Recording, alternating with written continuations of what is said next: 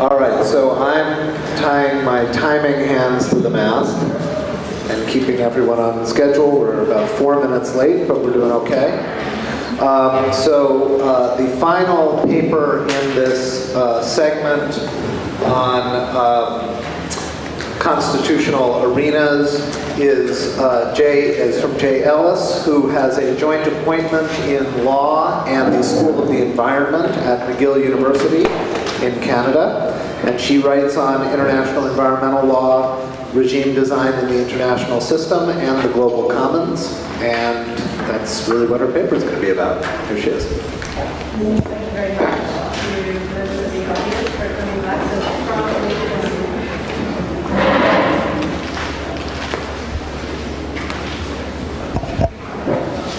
Coming back so promptly, much of the try to volume. Is that better? Yeah, okay, great. Thank you very much to the organizers for this invitation as well.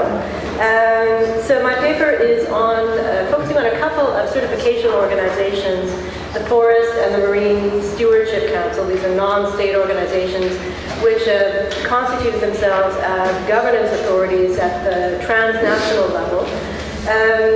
The Forest Stewardship Council has an environmental sustainability dimension and a human rights equity dimension.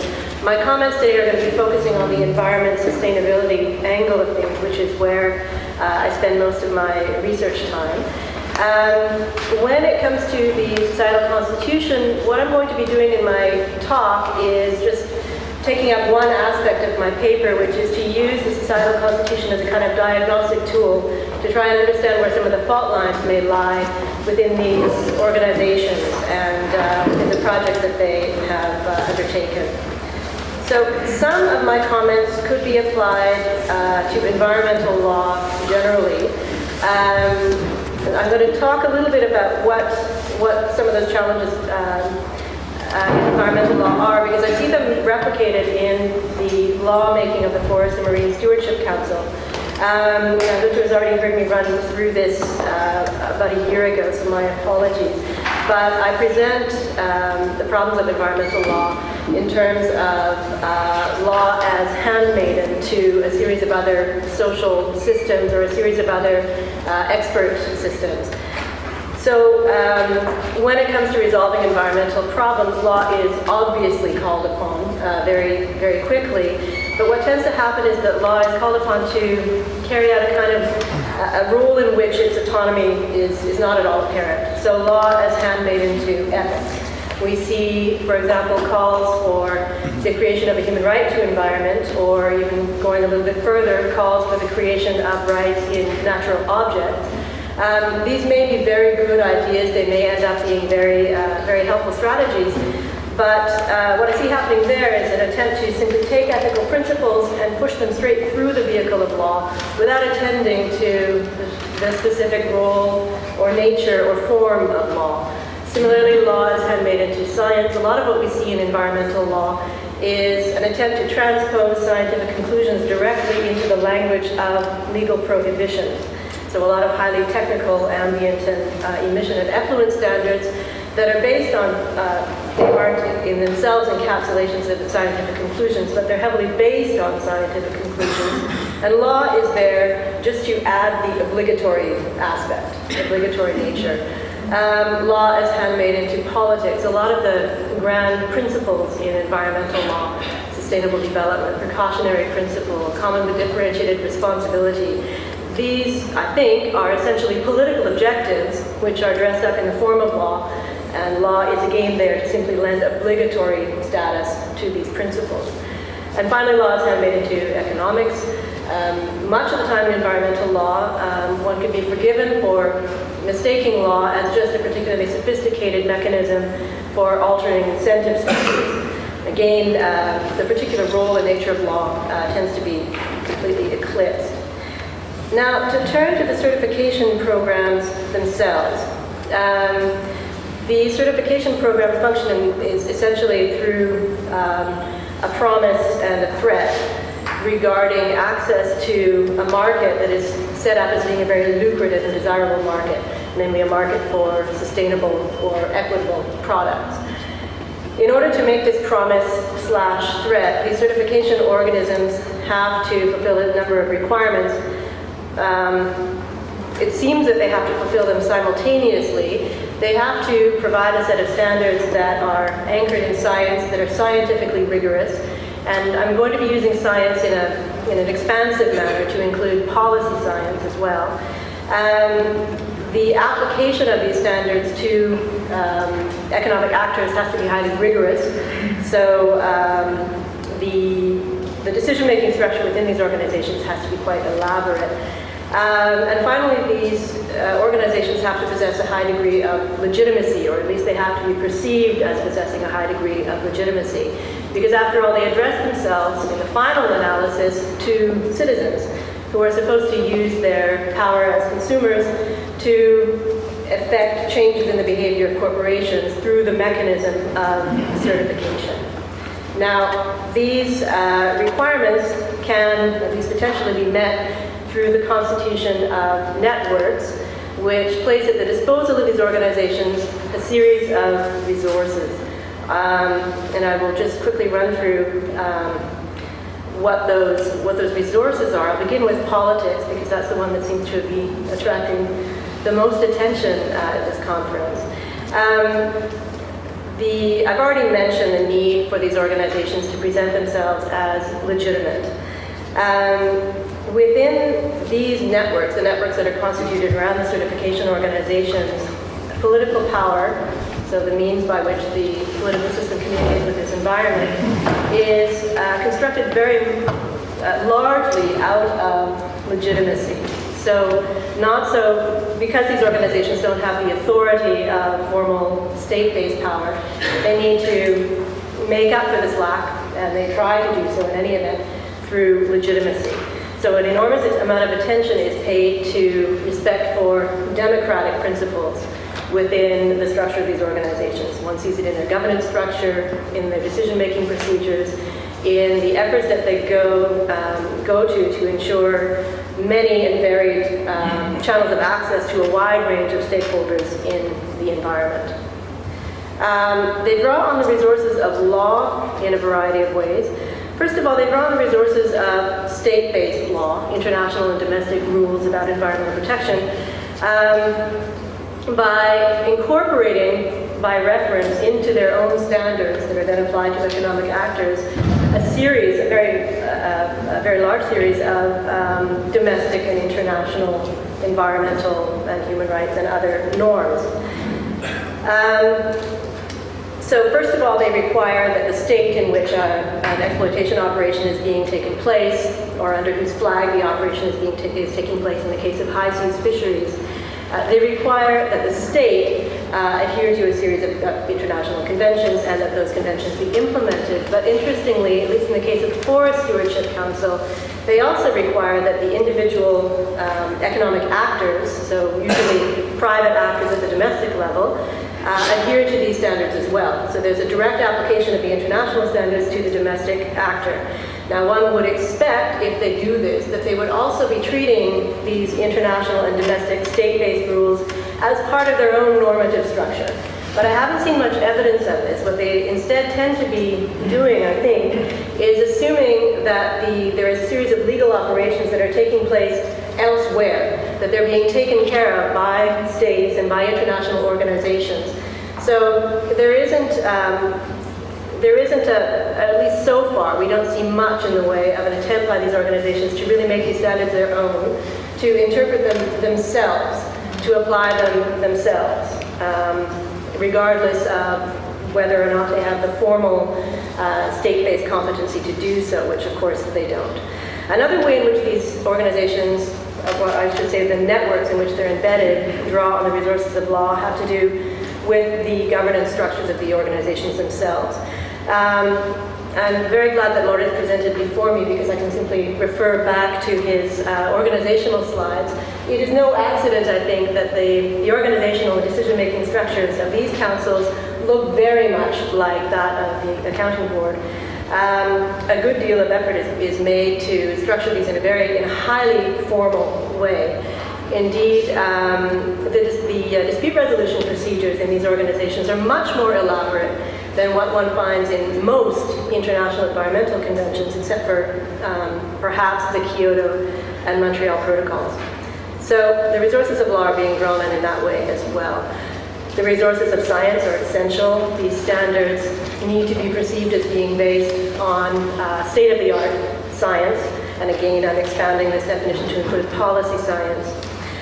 In my paper, I don't speak about the resources of the ethical system that also need to be drawn on. I simply want to flag that here because, once again, because the ultimate consumers, if you will, the ultimate audience of these standards is citizens.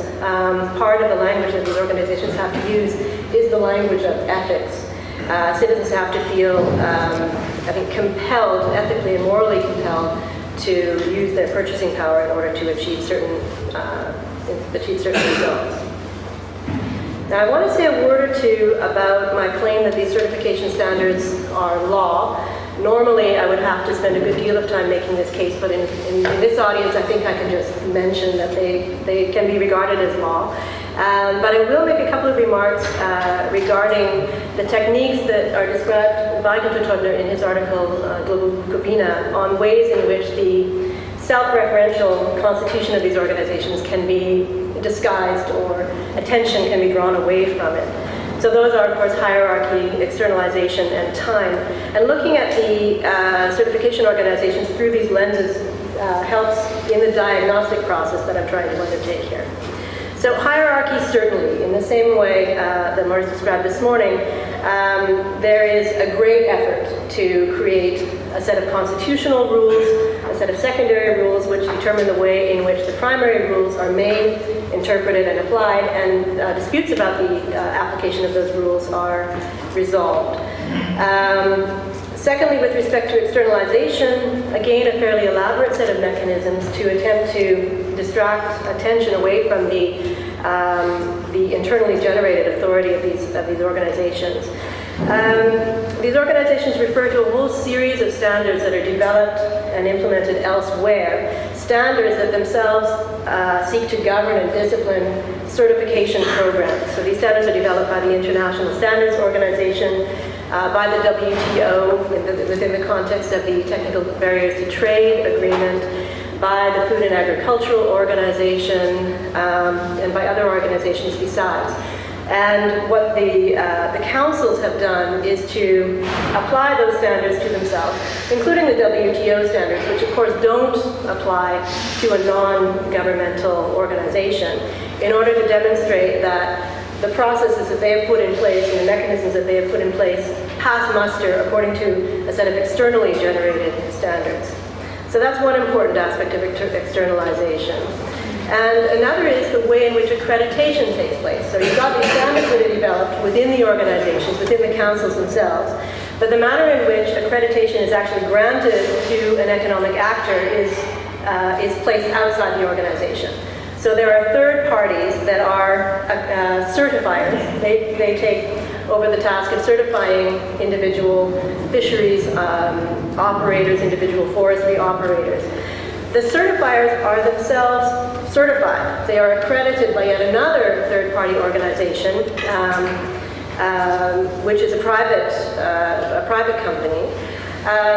So again, you see attempts to, this isn't merely, I don't think this is merely subterfuge, but clearly there's an attempt to point to the fact that these standards are not solely internal to the organization, that their legitimacy, that their rigor, that their appropriateness, whatever language one wants to use, is anchored outside the organization.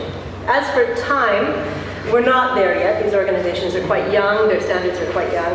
The authorship of these standards is very obvious to anybody who even glances at them. But there are some indications of a blurring of the boundary between state-based and non-state-based law that I think might, in fullness of time, make it difficult to distinguish the standards that these organizations have promulgated from those that states have promulgated. One of these is what I find fascinating fact that a lot of governmental agencies who are responsible for governing fisheries and forestry have themselves sought out and obtained accreditation from these organizations. And another is that a lot of governmental certification programs will use the same mechanisms that these councils use, and indeed use the same organization that the councils use, namely Accreditation Services International, in order to certify the actors that are responsible for accrediting industry actors or economic actors that seek out governmental accreditation. So governments are relying, to some extent, to some limited extent, on these non-state entities as well as non-state actors are. So there are some indications then that it might be relatively easy. Well, I don't know about easy, but it might end up happening that the distinctiveness of these non-state entities will cease to become apparent, and may even cease to be visible at all. Now I want to turn to the third aspect of my paper, which is using the notion of the societal constitution as a kind of diagnostic tool to understand some of the problems that are occurring within these organizations and that may occur. Now, my diagnosis focuses, at least for the purposes of this presentation, on the problem that I highlighted at the outset, the problem of the autonomy of the law. I mentioned that some of what I think are mistakes that are being made by states at the level of domestic and international environmental law are being replicated here.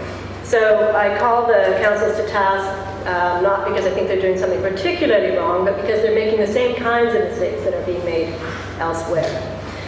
So what does autopoietic theory in general and the societal constitution more in particular tell us about some of the problems that we're encountering here? One of the first things I notice is an incredibly oversimplified image within each system of the other systems. Now, of course, the image that law has of science, for example, is going to bear little relation to the image that science has of itself. That's always going to be the case. It's inevitable, and we just have to live with that. But what I see is a remarkable oversimplification. So law has a remarkably naive image of what science is. And the same is true the other way around.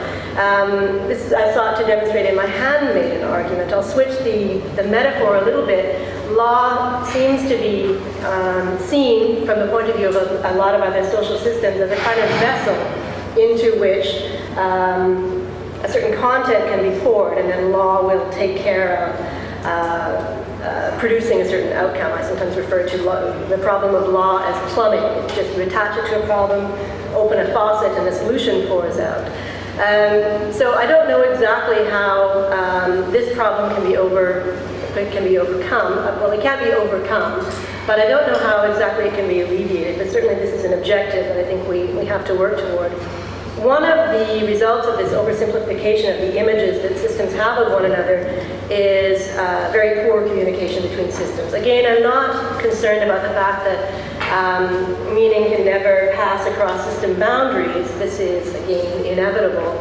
But what I find happening is that the bridges or the boundary concepts that can serve to establish structural coupling between systems are rather weak. So there are enormous problems trying to transfer meaning across system boundaries. This is most well observed in enormous literatures, in various bodies of literature, on the problems of communication between science and policy. This has received enormous amount of attention. A little bit less attention has been paid to the difficulties of communication between science and law, but the difficulties are about the same.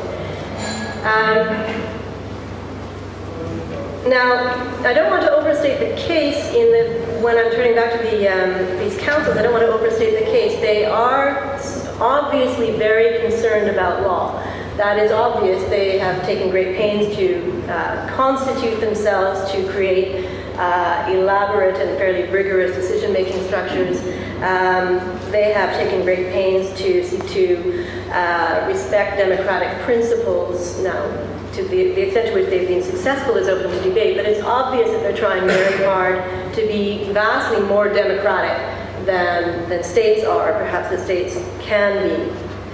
But there are many problems with the way in which law is understood, I think, within these councils, which leads to problems of corruption. And I'll talk about problems of corruption with respect to, First substance and then procedure. How am I doing for time? Okay. First of all, with respect to substance, when we look at, in my paper I give a couple of snapshots essentially of what decision-making looks like in these organizations. Within the much less well-developed Marine Stewardship Council, the rules, the principles and standards that are in place are very vague in general. And what happens when it comes time to accredit an industry actor is that this job is essentially handed over wholesale to scientists, to biologists, and to policy scientists, who make a very technical ruling. And I'm not disputing that the ruling that they make is correct or incorrect, but what I am suggesting is that there is a deferral of responsibility, that law is nowhere to be seen, that one moves straight from the political to the scientific. And furthermore, that there isn't much in the way of communication between the political and the scientific. They're just doing their own thing in their respective spheres. And second, again, turning to a lot of the rules that are in place within these organizations, they look very much to me like political objectives and not all that much like rules of law. Now, with respect to procedure, what I think is happening here is, now this is, I think, particularly important because of the incredible emphasis that these organizations place on democratic principles. But what I think is happening here is that there's a conflation of validity with legitimacy, a conflation of law with politics. There is an assumption that whenever there is a problem that could be articulated as a problem relating to rule of law, the organizations throw more political activity at the problem. So there's more consultation, there's more stakeholder input. Not that consultation and stakeholder input are bad things, but it's obvious to me that the organizations are not thinking in terms of law, they're thinking in terms of politics, and the role of law tends to be obscured.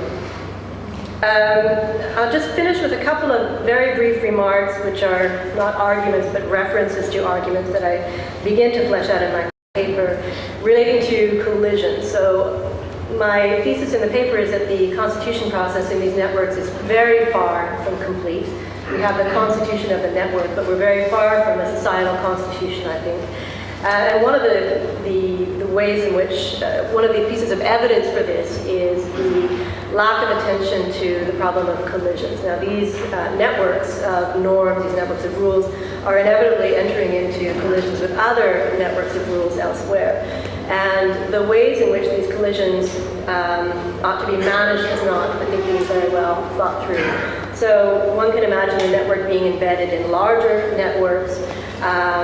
One can also imagine a series of collision, essentially conflict rules being developed, probably on an ad hoc basis as these collisions occur. But I don't see much evidence within the councils themselves or within the literature on the councils that the problem of collisions between these regimes and other regimes around them has been very well thought out. So I'll leave it at that and invite any questions.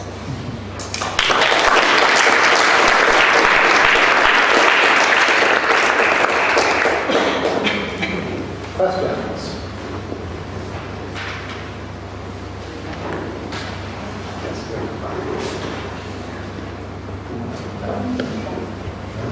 Maybe start where you left off, that what happens when these collisions actually take place. Because what I understood is that if science, politics, and other systems, economy, are translating or trying to use law in their own terms, and of course none of them are using that in the law's terms. Yes, then what happens in those moments of collision? And I think this is what you were referring to as the autonomy of law. How can law show that in these moments it is following its own path? Well, I think that the way that these first of all, there's an attempt to avoid the collisions in a way that I think will be completely ineffectual, namely by bringing on board the human rights norms, the environmental norms, the labor norms, treating them as part of the system. So how can you have collisions with, say, human rights norms? The human rights norms are here within the network. We've got them in our in our package. And there are a couple of problems with that. One is that there are going to inevitably be collisions between these norms, even within the system of normativity. Another problem is that, of course, you may have the rule, but the rubber hits the road when the rule is interpreted and applied. And it's going to be interpreted and applied very differently by the Forest Stewardship Council than by the Human Rights Commission or by Amnesty International or by a state or a constitutional court and so on. Now, what I think is probably what tends to happen when these collisions occur is that you have a collision of two sets of political objectives. So we're trying to save the forests, and you guys are trying to line your pockets. Or we're trying to save the forests, and you guys are trying to promote economic development in a way that might be beneficial to individuals in the short term, but we've got to think about the long term. So it's not going to be, it is presented as a conflict between political objectives. So how can you get past that? Because that's an impasse. So how can you get past that? Law, I think, can help us there. Particularly, but not exclusively, the procedural aspects of law. And here is where I turn to literature on global administrative law, international institutional law, to help us understand. So if we can't, because in this area we are dealing with remarkable levels of complexity and uncertainty. So if we don't know what the right answer is, then we should at least see to it that the ways in which the decisions are going forward and the ways in which the unintended consequences of these decisions for actors that are outside these networks be carefully thought through, that there be, for example, means of protecting people who don't identify themselves as stakeholders of the Forest Stewardship Council from decisions that the Council makes. And I think that, at least as a starting point, one ought to focus on procedural rules of the sort that are discussed in global administrative law, for example. Okay, we've got Larry and then Don. It's a simple question. Can you hold on, Larry? This is a very short and simple question. We talked about the certification organizations as autonomous, as self-constituting, and existing in a self-referential kind of way. But it is possible also to view them as deeply embedded within the organizations with which they have a relationship, for example, multinational corporations. So I'm wondering whether indeed you can or ought to posit them as strictly self-referential and autonomous, or as embedded in and therefore in a relationship or as part of these other private organizations like multinationals. I guess one could answer that question in a couple of different ways, and one would be to refer to the secondary norms that constitute the system, and to say that these councils have taken great pains to constitute themselves as autonomous and independent, and that they have put in place safeguards against excessive influence by one category of actor or another.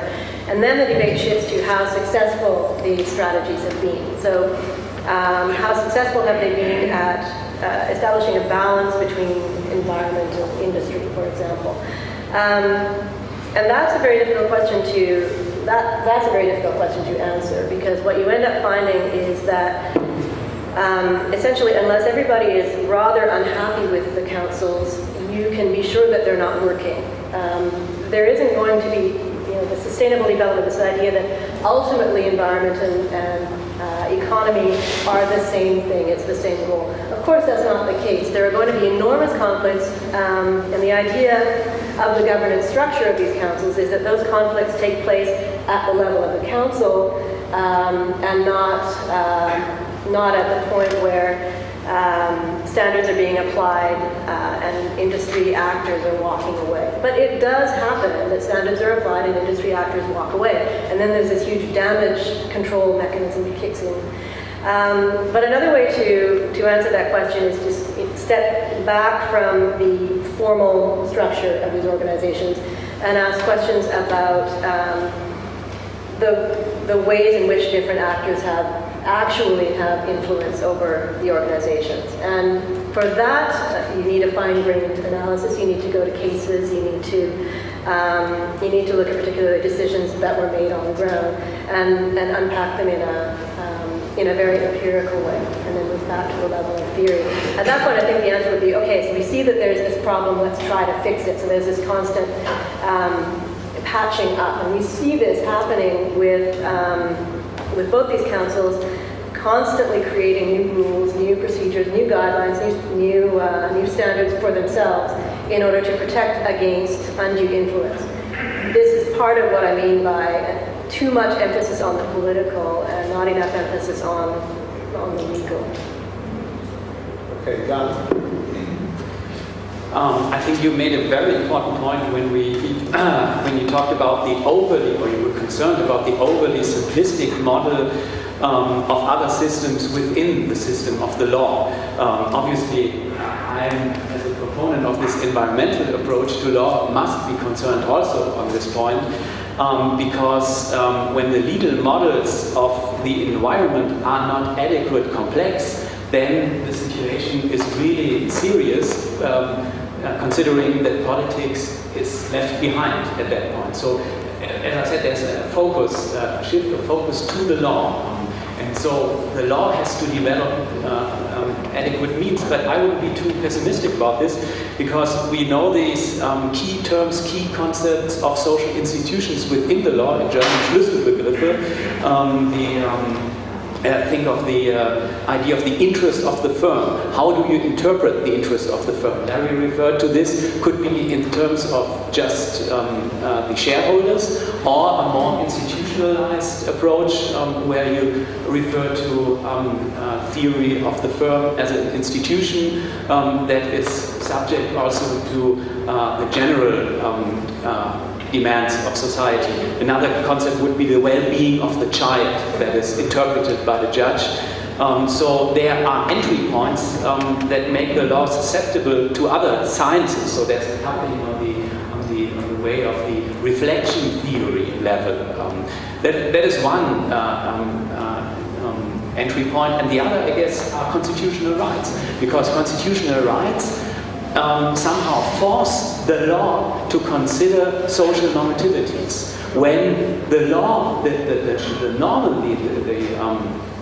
non-constitutional law is not able to cope with the problem, with the legal problem, in a way that is adequate, complex to the social conflict that the law has to look at. And then constitutional rights come into the arena and force the law to open in order to sniff what's wrong with this social normativity. Why is it infringed through whatever other system or individual or collective act? So I would not, it's a very important point, but I wouldn't be too optimistic. Well, I think that one of the things we may see as these organizations mature, because they're really very young, and it's hard to draw too many conclusions at this point, is a greater willingness on the part of the equivalent of the judicial institutions within them to go ahead and interpret rules, interpret their own rules, quite frankly, because there's a certain sort of deal of hesitancy to make pronouncements about the interpretation and application of these rules that aren't justifiable on a very positivist reading of the rules, and a tendency to turn back to the equivalent of the legislature and say, we need more rules. Now, this is going to definitely be a problem when you encounter inevitable confrontations and collisions between norms within the system and between norms within and without the system. I think that at a certain point, one would hope that these institutions would feel confident enough in saying, okay, we're going to go ahead and interpret this provision of the Biodiversity Convention and apply it to ourselves. And not only that, but we're going to assert that this interpretation ought to be applied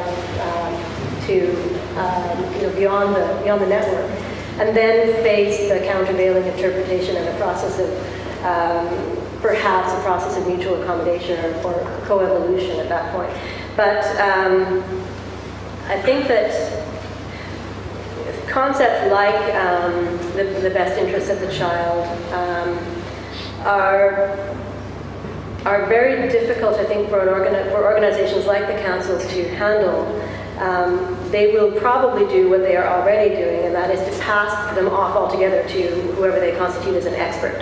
So, and that's, I think, a sign of a certain immaturity, but I think it's also a sign of an incomplete recognition of, self-recognition of these councils as legal actors. Okay, go ahead. I'll ask a question also, but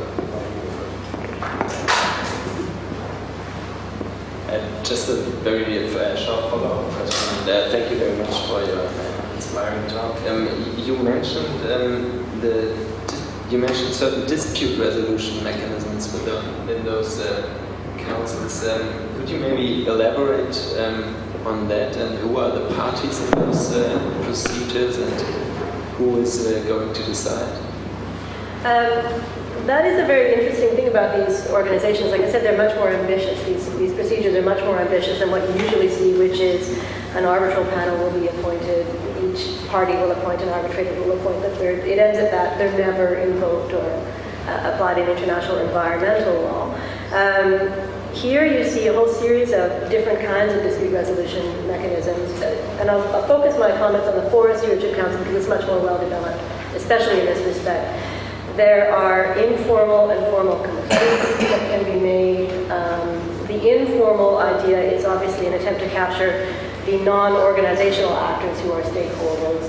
And then there are dispute resolution procedures that focus on the accreditation process that are rather formal. So a challenge to the appropriateness of an accreditation, or the challenge to the appropriateness of a denial of accreditation. As for the parties, again, going back to this